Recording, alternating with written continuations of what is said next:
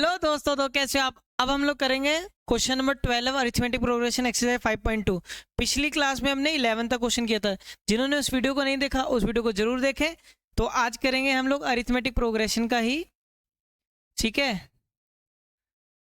पर आज हमने क्या पढ़ना है अरिथमेटिक प्रोग्रेशन का बच्चे, एक्सरसाइज 5.2 का ही क्वेश्चन नंबर 12 से। एनसीईआरटी क्वेश्चन की एक सीरीज चल रही है, उसी को पहले हम लोग कंप्लीट करेंगे। और पढ़ाने वाला इंसान गौर से देखिए इस चेहरे को, ये है, ये बंदा पढ़ाएगा आपको मैथ, ठीक है। ये मैं हूं और यहाँ पे क्लास चल रही है, ठीक है।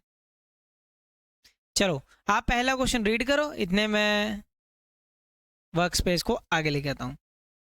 आप पढ़ोगे ये स्टेटमेंट, मैं इस क्वेश्चन को करता हूँ। आया समझ सभी को? देखो एक बार पढ़ो आप, ठीक है।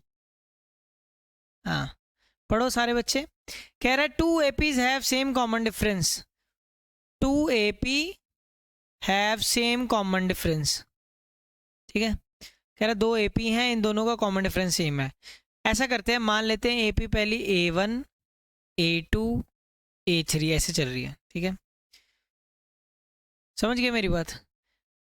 कह रहा है 2 AP का कॉमन डिफरेंस सेम है, दूसरी AP ऐसी चल रही है A1 A2 A3 इस तरह चल रही है, ठीक है। क्वेश्चन को ध्यान से समझना। कह रहा है दोनों AP का इसका कॉमन डिफरेंस कैपिटल D ले लेते हैं, इसका कॉमन डिफरेंस स्मॉल d ले लेते हैं। कह रहा है इन दोनों का जो कॉमन डिफरेंस है ना, कैपिटल D और स्मॉल d, कह रहा है वो सेम है। इतना बात है समझ? दोनों क्या है, सेम है।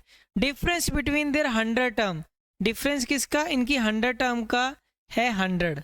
Difference between their 100 term is 100। क्या गिवन है आपको?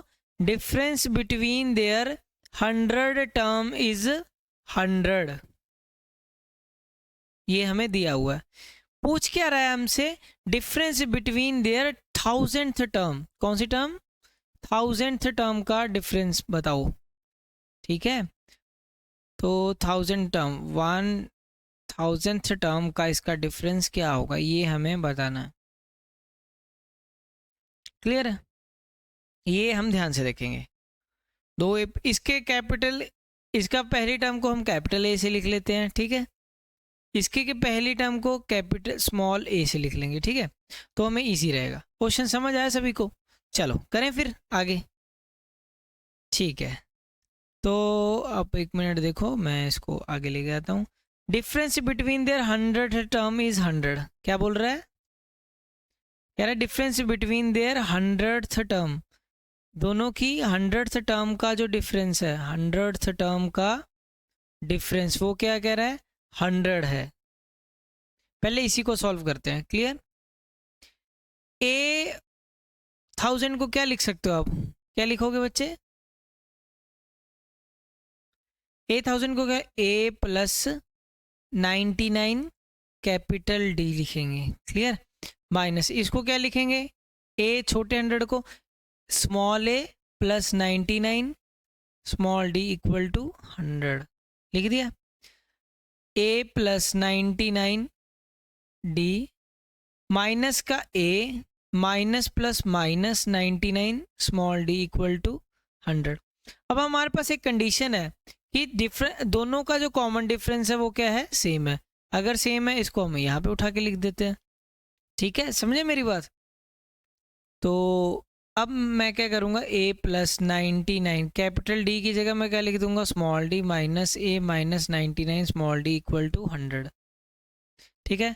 99D से ये कैंसिल होगा तो A माइनस A की वैल्यू हमारे पास क्या आ गई, 100, ठीक है। एक चीज़ हमारे पास आ गई है। आया समझ सभी को? इतना देखो, आया अगर समझ, क्लियर, समझ आ गया इतना? आगे करें, इसको थोड़ा सा आगे लेके जाना पड़ेगा मुझे,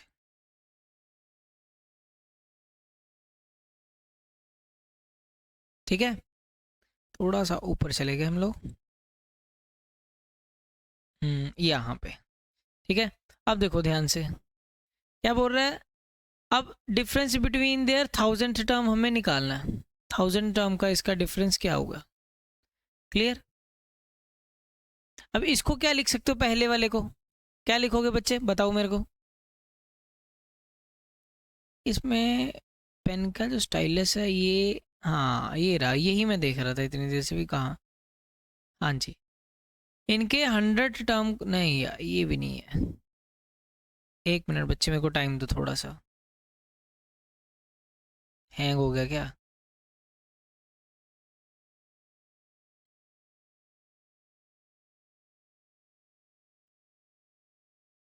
थोड़ा सा ना, इसके साइज को मैं इंक्रीज कर रहा था। ठीक है, ये रहा। अब देखो 100 टर्म ए प्लस, इसको कितना डी लिख सकते हैं, 9 9 9 स्मॉल डी, ये कैपिटल डी, माइनस ए प्लस 9 9 9 स्मॉल डी, ये लिखेंगे हम लोग, लिखेंगे ना बच्चे? ठीक है, तो ये क्या आ जाएगा, A plus 9 9 9 small D, minus का A, minus plus minus 9 9 9 small D. इतना क्लियर है? ठीक है, अब ये कैपिटल 9 9 डी, और हमें पता है कि डिफरेंस क्या दिए हुए हैं, सेम दिया हुआ है, तो ए प्लस 9 9 9 स्मॉल डी माइनस ए माइनस 9 9 9। अब ये वाले से ये कैंसिल हो गया, अब हमारे पास क्या बच गया, ए माइनस ए, और हमारे पास ए माइनस ए की वैल्यू क्या थी, 100 थी, तो इसका भी आंसर क्या आ गया, 100। ये हो गया आपका क्वेश्चन सॉल्व। क्लियर है सभी को? इतना देखो आप एक बार, फिर हम नेक्स्ट क्वेश्चन की तरफ चलते हैं। रीड किया सभी ने? ये है आपका हाउ मेनी टर्म्स, ये वाला रीड करो आप।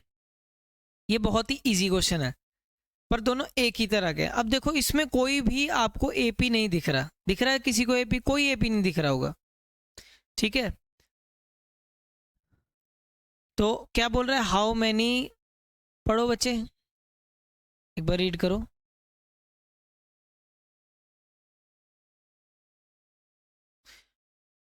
हाउ मैनी 3 डिजिट नंबर, कौन से number, 3 digit number divisible by 7, जो कि किससे डिविजिबल हो? यार इसको क्या हो गया है,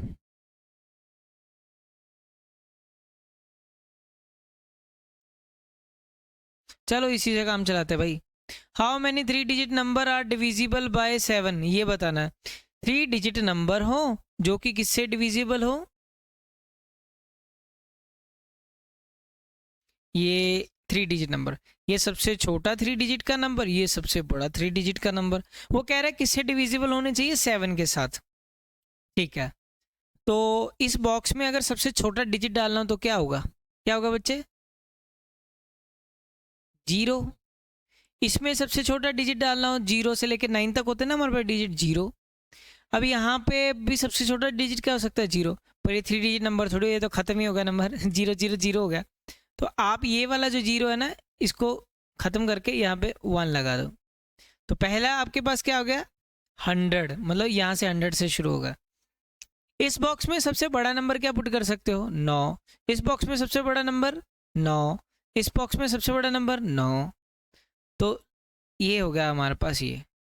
अब हमारे पास सीरीज बनानी है, किससे डिविजिबल हो बच्चे, 7 के साथ। 7 से डिवाइड होने वाला सबसे पहला नंबर, आप क्या करोगे, इसको 100 को डिवाइड कर दो 7 के साथ। ठीक है, 7 1 जा 7, कितना बच गया, ये 30 बच गया। क्या ये 37 के टेबल पे जाता है, नहीं। 31 नो, 32 नो, 33 नो, 34 नो, 35, तो नंबर क्या हो गया आपका 30। अगर यहाँ पे 35 हो जाए तो काम बन जाएगा, 7 5 तो 35, मतलब इस 0 की जगह हमारे पास क्या लग जाए, 5। तो पहला नंबर तुम्हारे पास पहले सोचना पड़ेगा आपको, 105। दूसरा नंबर क्या है, 7 7 ऐड करते हो तो 112। अब बारी है लास्ट नंबर की, 999 है, तो इसको भी फिर से करेंगे, 999 से डिवाइड करो नंबर को। 7 1 जा 7, 29 7 4 जा 28 आपका, फिर बच्चे क्या बच गया, 1 7 2 जा 14, नीचे क्या आ गया 5। तो ये जो 5 बच गया ना, ये इसमें से माइनस कर दो, लास्ट नंबर 999 में से 5 माइनस करोगे 994, ये बन गई आपकी सीरीज। अब काम खत्म है भाई इसका, ध्यान से देखो एक बार, ध्यान से आप इसने देखो, इसको मैं डिलीट करता हूँ, वर्क स्पेस बनाते हैं, यहाँ पे थोड़ा सा स्पेस की हमारे पास कमी रहती है, इसके लिए खेद है। आप ध्यान से बस समझें चीज़ों को और ऐसे हम लोग करते जाएंगे।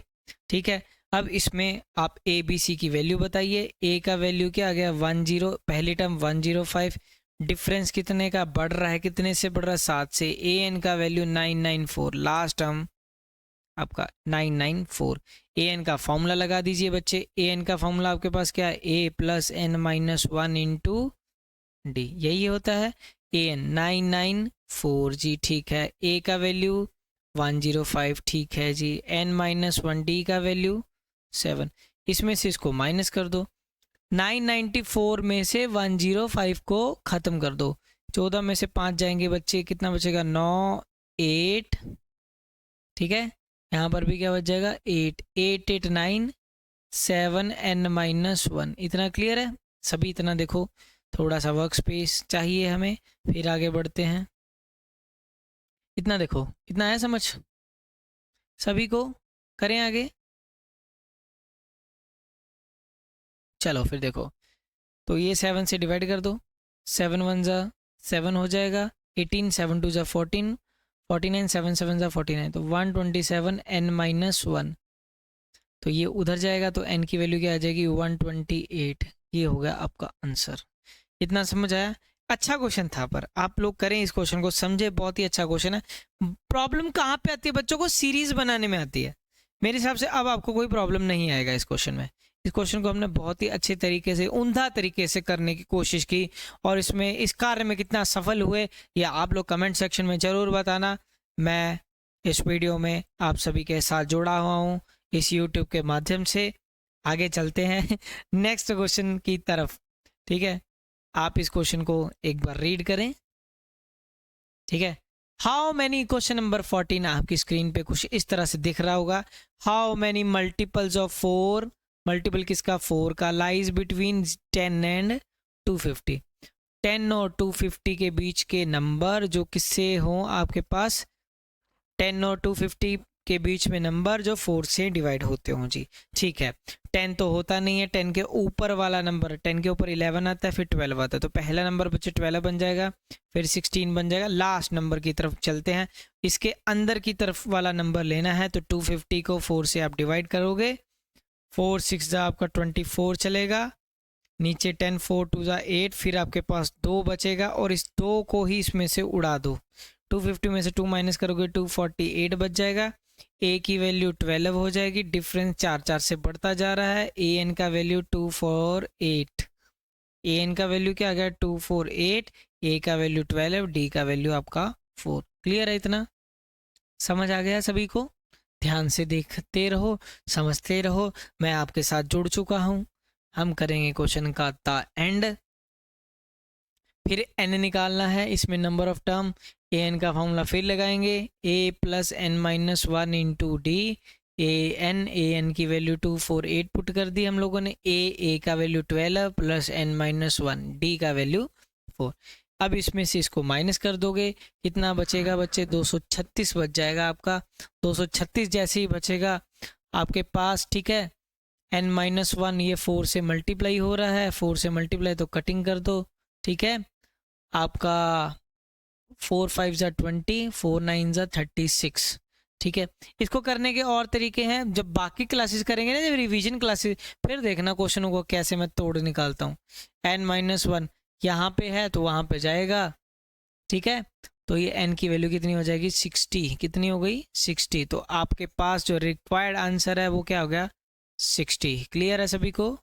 इतना देखो, आप समझो थोड़ा सा। क्लियर है सभी को? चलें आगे। तो फिर नेक्स्ट क्वेश्चन पे हम लोग पहुंचते हैं। आपके सामने कुछ ये रहा क्वेश्चन, क्वेश्चन को आप लोग पढ़ेंगे एक बार। For what value of N, N की वैल्यू कौन सी भाई, जिसके लिए पहला एक ए पी ए है, एक ए पी ए है, एक ए पी ए वाला है जी, एक ए पी ए वाला है। ए का वैल्यू इस केस में ऐसे करते हैं हम, कैपिटल और स्मॉल से लिखते हैं, है ना, ठीक है। इसको कैपिटल ए के साथ, कैपिटल ए 63 है, डिफरेंस इस केस में कितना है, बढ़ता जा रहा है। 63 से ये 2, ये प्लस में जा रहा है, कितना बढ़ता जा रहा है 2 से बढ़ता जा रहा है जी। इसमें क्या है, इसको स्मॉल से लिख देते हैं, ए को 3 लिख देते हैं, डिफरेंस इसका 7 से बढ़ाते हैं, और ये क्या है स्मॉल के साथ। और what value of n, the nth term of n AP are equal. Question आपको समझ आया तो ठीक, नहीं समझ आया तो समझा देंगे। कैपिटल A का वैल्यू है आपके पास 63D है, डी है। कह रहा है दोनों का nth टर्म क्या है जी, दोनों का nth टर्म इक्वल है। nth टर्म इक्वल है, लगा दो formula, get the answer. A N का फॉर्मूला क्या होता है, A plus N minus one into d. ठीक है जी, यहाँ पे कैपिटल D लिखना है हमें। ठीक है, यहाँ पे भी A plus N minus one into small d. अब A का वैल्यू क्या 63 है जी, प्लस एन माइनस वन, बच्चे कैपिटल D अपने पास 2, D का वैल्यू 2 कर दिया। A स्मॉल a 3 चल रहा है, plus N minus one, D का वैल्यू 7 चल रहा है। ठीक है, 63 में से 3 माइनस कर दो, पहले कितना बच गया 60 जी, 60, फिर इसको 2 को मल्टीप्लाई किया 2n, फिर उसके बाद फिर 2 से मल्टीप्लाई किया, फिर 2 हो गया जी, 7 को इससे मल्टीप्लाई किया 7n हो गया, 7 फिर ये 7।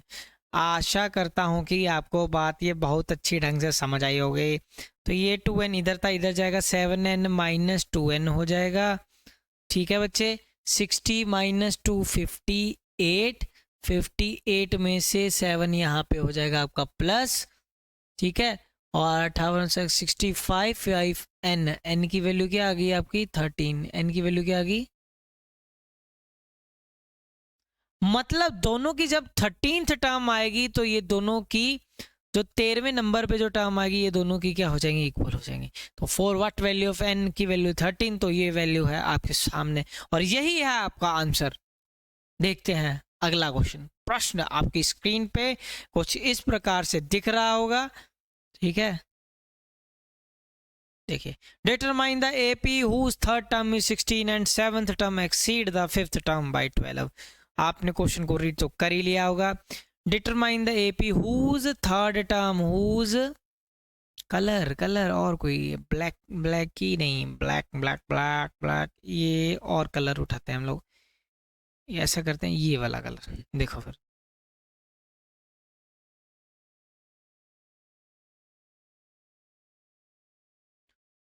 हुज थर्ड टर्म इज 16, तीसरी टर्म, अगर मैं ये उठाऊं फिर ये क्या करेगा देखो। हाँ, ये तो दिख ही नहीं रहा। ठीक है, मतलब सही है यार, मेरे कोई गलती लग गया था, ये ठीक है। कह रहा whose third term is 16, third term determine the AP. AP तो तब पता होगी जब आपके पास ए और डी होगा। ए और डी निकालना पड़ेगा जी आपको। आपके पास जो जो चीज़ें हैं उन चीज़ों को बहुत ध्यान से आपको देखना है और समझना है। तीसरी टर्म आपके पास 16 दिया हुआ है, तो 3 इज 16, और हमारे पास सेवन्थ टर्म, ध्यान से देखिए, इस गौर से देखिए इस क्वेश्चन को, आपको आंसर मिलेगा। Seventh term, seventh term exceed, ज्यादा, ज्यादा किससे, exceed the fifth term, exceed the fifth term by 12। ये प्रश्न को आपको ध्यान से देखना था। मैंने फिर से बोल रहा हूं कि जिसकी तीसरी टर्म है 16 और उसकी जो सेवन्थ टर्म है, सेवन्थ टर्म फिफ्थ टर्म से 12 ज्यादा है। यही है आपके सामने प्रश्न और इसका आंसर निकालने के लिए तैयार। A3 A प्लस 2D लिखेंगे, A plus 2D is equal to 16। ये आपके सामने पहला इक्वेशन दिखता हुआ। दूसरे इक्वेशन की तैयारी है और आपकी बार 100 मार्क्स की बारी है। 7A plus 6D is equal to A plus कितना D जी, 4D लगा दिया। A के साथ A कैंसिल हो गया, 6D माइनस 4D बोले तो 2, और 2D इज इक्वल टू 12 बना दिया, और D का वैल्यू इसी के साथ होता है 2। ओ माय गॉड, ये गलत लिख दिया। D का वैल्यू है 6, D 6। ठीक है, कितना पता लगा। अब D का वैल्यू यहाँ पे पुट करो, A प्लस 2D, D की जगह 6, 16, A प्लस 6 2 जा 12, 16 में से कम किया, 12 माइनस 16, A का वैल्यू आ रहा है 4, A का वैल्यू 4। देखो एक बार क्वेश्चन का हुआ पूरा हाल। A फिर से देख लो एक बार, थर्ड टर्म 16 था, थर्ड टर्म 16 लगाया, ये चीज़ लगा दिया, ये चीज़ लगा दिया है। ये इसमें से घटा 60, 4D, 2D, 6 6 यहाँ पे पुट किया तो ये बन गया। अब हमें एपी निकालना था। एपी आपके सामने कुछ इस तरह से दिखता होगा आपको। एपी पहला टर्म 4 है जी, 4 लगा दिया। दूसरे में कह रहा है डिफरेंस कितने का है, 6 का, और प्लस में 6 जोड़ दो, 4 तो ये 10 हो जाएगा। 10 में फिर 6 जोड़ दो, आपके पास 16 हो जाएगा। एक और निकालना है तो आपके पास क्या हो गया, 12। ठीक है,